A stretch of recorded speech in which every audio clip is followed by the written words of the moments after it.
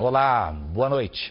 O jornalismo da Record TV abre espaço agora para as eleições 2018. A partir de hoje e pelas próximas 2 semanas, sempre neste horário, pode anotar aí, 7 da noite. Nós vamos receber os principais candidatos à presidência para uma série de entrevistas. E como sempre aconteceu em todas as eleições, o nosso compromisso é com a informação de qualidade. Nós queremos ajudar você, eleitor, na escolha que vai determinar com certeza como é que serão os próximos 4 anos no Brasil. Comigo está a repórter especial do Jornal da Record em Brasília, Cristina Lemos, que atua na cobertura política há mais de 30 anos. E nós começamos recebendo hoje o candidato do PSL, Jair Bolsonaro.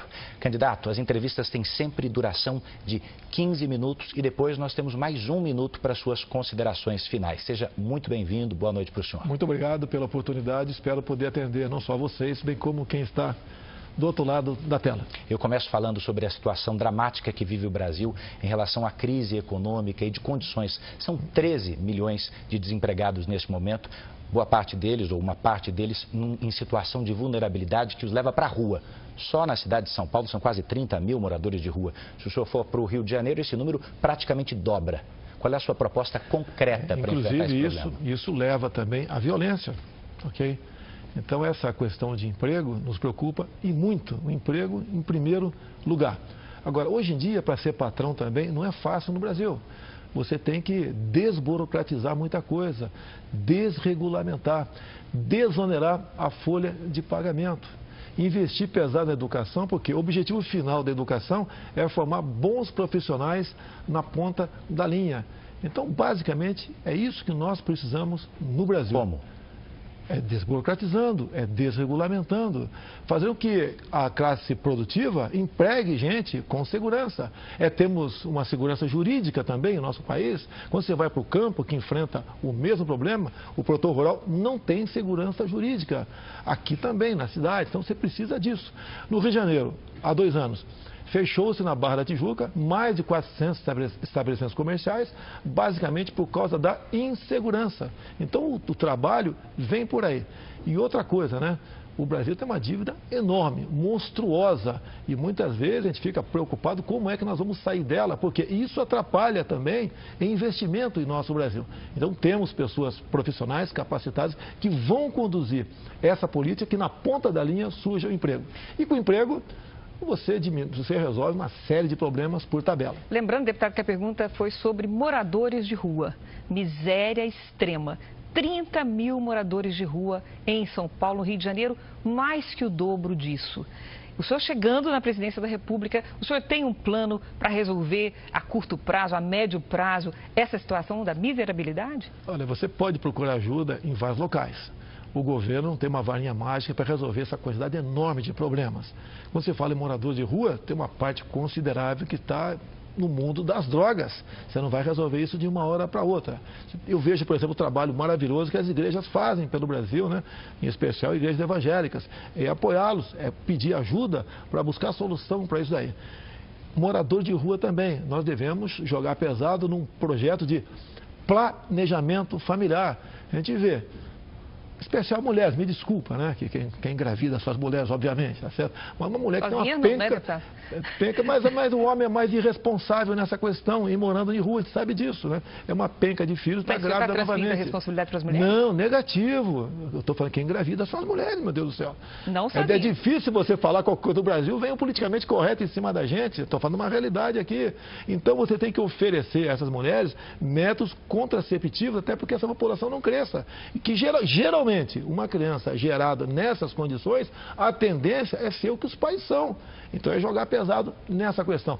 Casas de abrigos. Agora, você tem problema na legislação também. Muitas vezes você não consegue recolher para essas casas de abrigo porque a justiça lhes dá o direito de ir e vir e rapidamente, menos de 24 horas, estão na rua novamente. A ideia, candidato, talvez aqui também seja aprofundar um pouco as suas propostas, porque o diagnóstico parece um tanto quanto raso. A burocracia é um problema, desregulamentação de alguns setores. A questão é como fazer. Mas deixa eu avançar, o senhor já citou a questão da criminalidade, também na esteira da desigualdade social.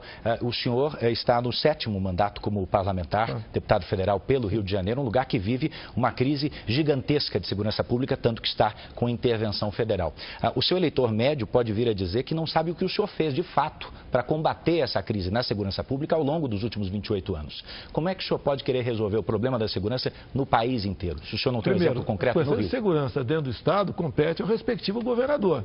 Eu nunca fiz parte de equipe de governador nenhum no Rio de Janeiro, até que se tivesse participar de alguns, com toda certeza estaria em preso. As emendas parlamentares minhas, muitas delas são voltadas para as Forças Armadas, que é a minha origem.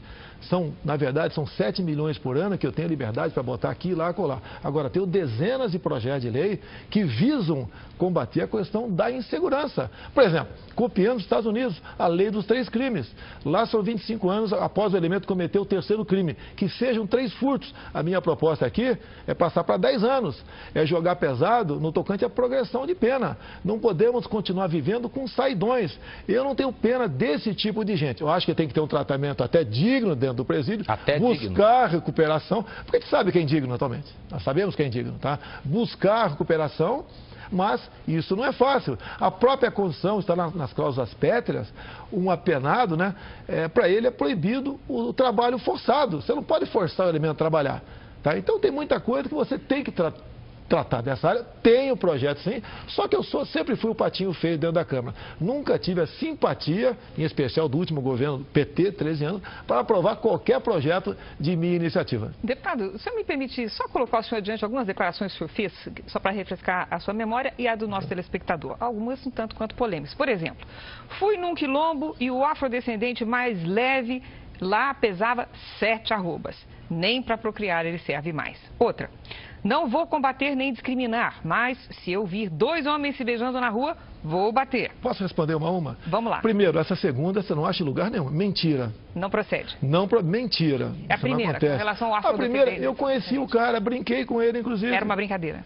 Se você vê nas imagens, lá no clube que eu dei essa palestra no Rio de Janeiro, eu estava sorrindo. Agora, o que os quilombolas querem? Eles querem uma nova lei áurea. Eles não querem continuar sendo tutelados pelo Estado. Eles querem explorar a sua terra da melhor maneira possível. Alguns querem ainda, se for o caso, vender essa propriedade. Somos em torno, se não me engano, 600 quilombolas no Brasil e crescendo esse número assustadoramente. Não podemos criar uma nova reserva para os afrodescendentes. Tem direito? Tem, vamos cumprir a lei. Mas eles têm que ter liberdade de fazer o que bem entende na sua terra. A próxima frase. Tive 4 filhos homens. Na 5ª eu dei uma fraquejada e veio mulher. Uma brincadeira, como os homens fazem. Está brincando bastante, né? Não, mas você tem... Eu sou uma pessoa bastante... Mais uma frase, então, aproveitando. Eu sou uma pessoa bastante extrovertida. Se foi um comentário infeliz, me desculpe as mulheres, do fundo do coração. É a filha... Essa filha é algo diferente na minha vida. O senhor pediria desculpa para a deputada Maria do Rosário? Ela teria que primeiro pedir desculpa, né, aos familiares que tiveram a sua filha estuprada e assassinada por aquele bandido chamado Champinha. Ela estava defendendo o estuprador, Champinha, dizendo que qualquer crime dessa natureza, praticado por menor de 16, 17 anos, a pena tem que ser à luz do ECA e não à luz do Código Penal nosso, que eu tento mudar há muito tempo, que se configura na redução da maioridade penal. O que aconteceu ali... A Justiça chama de ato reverso. Ela real no Supremo por esse motivo, o Supremo, né? Lamento, quem me levou essa proposta para lá foi a senhora Ela Vieco, uma petista de carteirinha, que foi pego logo depois de ter me denunciado lá em Portugal com a faixa fora Temer. E mais ainda, né? O PT, em documentos oficiais, que temos comigo, né? Eles sempre lutam para buscar caçar o meu mandato, porque eu sou um empecilho ao prosseguimento do PT. Tanto é verdade que hoje em dia... Só um minutinho, para concluir esse raciocínio ainda da questão da Maria do Rosário, eu queria colocar para o senhor o seguinte, naquele bate-boca com a deputada, o senhor disse que ela não merecia ser estuprada porque ela era feia, não fazia seu gênero, ela chamou de vagabunda, etc. O senhor imagina se a sua mulher estivesse colocada numa circunstância como essa? Minha mulher jamais teria a educação, jamais a minha esposa teria esse linguajar da senhora Maria do Rosário. Ela defendendo um estuprador e homicida e me chama de estuprador. Mais ainda, olha só, há 2 anos e pouco nós votamos uma proposta de emenda à Constituição para reduzir a maioridade penal para quem pratique crime como estupro. A senhora Maria do Rosário votou contra. O recado que ela dá, a senhora Maria do Rosário dá para todas as mulheres do Brasil é o seguinte: menores de idade, pode continuar estuprando e matando, que você vai ser punido à luz do ECA. E nós sabemos que a cada 6 meses, um elemento que está lá recolhido numa casa essas casas chamadas FEBEM, Fundação Casa, ele é submetido a uma nova avaliação e mais de 90% vão para a rua após 6 meses. O que eu quero é que o menor estuprador, bandido, vá para a cadeia. Então, se eu exagerei ali, pode até havido exagero. Foi um ato reverso, mas estava defendendo, sim, as mulheres desse crime, que é um dos crimes mais hediondos que tem no Brasil, que chama-se estupro. Sem dúvida. Eu te pergunto, após essa correção da PEC, quem é que defende a mulher, eu ou ela? Vamos falar sobre a área administrativa. O senhor disse que não teve a possibilidade de concorrer ao Executivo, não teve um cargo no Executivo, mas o senhor tem condições dentro do seu gabinete de gerir a verba pública, o dinheiro, da maneira que achar melhor.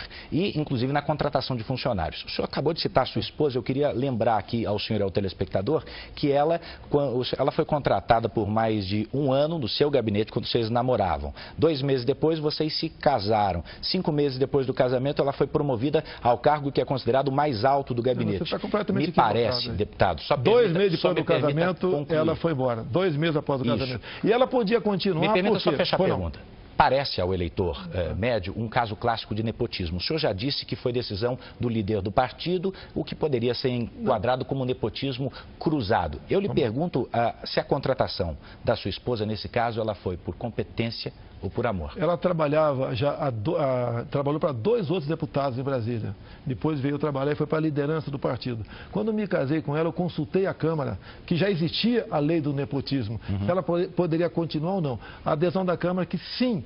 Por quê? Porque quando eu casei com ela, já estava empregada. E 2 meses depois, então, nós resolvemos como um acordo que ela fosse demitida. Então, não existe nepotismo nessa situação. A propósito de Agora, logicamente, que o amor se faz presente. Eu não vou te dizer que não. Continuo apaixonado até hoje por ela. A propósito dessa questão de demitir funcionário, etc., o senhor considera que o fato de o senhor ter demitido a Val é uma satisfação pública satisfatória para a suposta funcionária fantasma que o senhor mantinha? Primeiramente, né? Você não pode falar em fantasma. Pela primeira vez, coisa rara ser questionado sobre isso. Tudo começou no dia 10 de janeiro desse ano, quando a Folha de São Paulo, um casal de repórteres, esteve na Vila Histórica de Mambucaba, a 40 quilômetros de Angra dos Reis, e no dia seguinte publicou que pegaram uma fantasma minha lá. Só que você pega o boletim administrativo da Câmara, tá? De 19 de dezembro do ano passado. Lá publicou as férias da senhora Val, de 26 de dezembro a 24 de janeiro. Então, no dia 10 de janeiro, a senhora Val estava de férias. É uma injustiça enorme que a Folha de São Paulo cometeu contra uma senhora, uma mulher respeitada, que tem um marido que sofre sérios problemas, que ganhava R$ 1.300 por mês.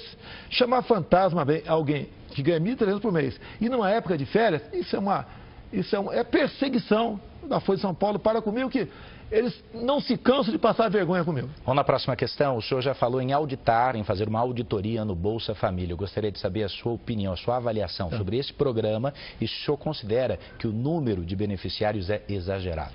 Olha só, o programa tem que ser mantido. Tá? Eu tive uma experiência junto com um ex-prefeito da cidade de Marau, Rio Grande do Sul. Ele fez uma auditoria no seu município. Números aproximados. 1/3 era fraude. O pessoal pediu para sair, para evitar responder um processo. Por quê? Ele era uma pessoa, desculpa aqui, como nós. Tinha emprego, né, e estava na fraude. O outro 1/3 ele conseguiu reinserir no mercado de trabalho. E o terço restante, por questão humanitária, ele manteve. O número, pelas potencialidades do Brasil, para aquilo que nós podemos aqui esperar do Brasil, é exagerado. Ninguém quer perseguir quem recebe Bolsa Família. Aquele senhor, aquela senhora que recebe e não tem como sobreviver, eu acho que é até mais do que manter. Você tem que aumentar o Bolsa Família com o recurso que sai daqueles que vão sair por fraude. Então, é um programa que nós temos que mantê-lo e, por questão humanitária, obviamente, olhar com muito carinho. Deputado, uma das principais preocupações da população é com a situação da saúde pública. O que traz o seu programa de governo neste quesito? Olha só, isso aí é um ponto que me difere de todos esses candidatos e os que no passado foram presidente da República. O grande problema do Brasil são as indicações políticas. Me desculpe, Cristina, talvez você não saiba o nome do atual ministro da Saúde. E nós deveríamos saber, até pela sua competência. São indicações políticas. E essas indicações políticas são para atender o partido. E com essa indicação política, repito, leva então aquela pasta à ineficiência e à corrupção. Então, um bom ministro da Saúde é o que vai tratar desse assunto com o devido zelo. E outro, teremos que ter um ministro da saúde, não um ministro da doença. Um ministro que invista na saúde básica e na prevenção. Essa é o macro da nossa proposta para tratar desse assunto. Nós estamos próximos de terminar, candidato, e existe uma questão que paira no ar e no meio político sobre um suposto indulto do presidente Lula, que envolveria outros partidos. O senhor conhece esse plano? O que existe de concreto? O que o senhor sabe sobre essa história? Conheço, um minuto para o senhor conheço. responder. Isso é como se chama no quartel, o boletim das baias, né? Nós sabemos, né?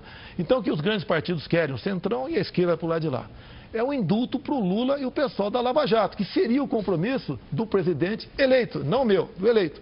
Por outro lado, eles jogam também, porque é indicação política, os ministros para o Supremo Tribunal Federal, é uma reinterpretação da perda da liberdade após a condenação em segunda instância.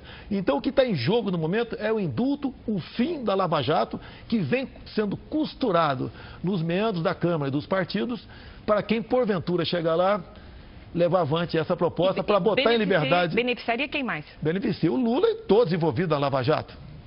Ok? Todos condenados na Lava Jato. O senhor inclui quem? Pessoas do PSDB, do MDB? De todos os partidos que tiveram pessoas citadas até agora. PRB, PR, PP, que eu já fui do PP também, PMDB, PT. Todo mundo está nessa... E a sua opinião sobre isso? Você não pode, isso aí você acaba com o poder judiciário do Brasil. Seremos um país sem lei. Com que moral você vai prender um ladrão um cara que roubou um carro aí fora, deixando em liberdade quem desviou bilhões do nosso Brasil? Candidato, o fim da sua resposta coincide com o fim do seu tempo e a gente tem agora 1 minuto para suas considerações finais. Bem, o que eu acho que o Brasil precisa, né? De um presidente, seja quem for, honesto, que tenha Deus no coração, que seja patriota, que jogue pesado na questão da insegurança do Brasil, tá? Que redirecione a política de direitos humanos, que consiga agregar valor via tecnologia daquilo que nós temos aqui no nosso Brasil, que trate com carinho, né, com o devido respeito, o nosso policial civil e militar, que jogue pesado também nos desmandos que há no campo por parte do governo e por parte de invasores, para que o nosso homem possa produzir realmente com paz, com tranquilidade. Desejamos fazer para o mundo todo, né, um comércio sem o viés ideológico. Um presidente que valorize a família, que não tenha vergonha de dizer que nós devemos respeitar e defender nossas criancinhas em sala de aula contra a ideologia de gênero. Precisamos de uma escola sem partido. Então nós precisamos de uma pessoa normal e que seja honesta acima de tudo. Isso eu acho que é o básico para termos um presidente que possa bem governar o Brasil e que possa, em janeiro do ano que vem, dia 1º, nomear notáveis para compor o seu ministério. Bom, eu quero agradecer muito a sua participação nessa estreia da sabatina da série de entrevistas do jornalismo da Record. Essa foi a primeira, quero te lembrar, de várias entrevistas com os principais candidatos à presidência da República. E quem nos acompanha por aqui pela TV pode rever essa entrevista na íntegra no Play Plus, a nova plataforma do Grupo Record. Amanhã, às 7 horas da noite, nós voltamos com mais um candidato. Você fica agora com as notícias da sua cidade. Muito obrigado e boa noite.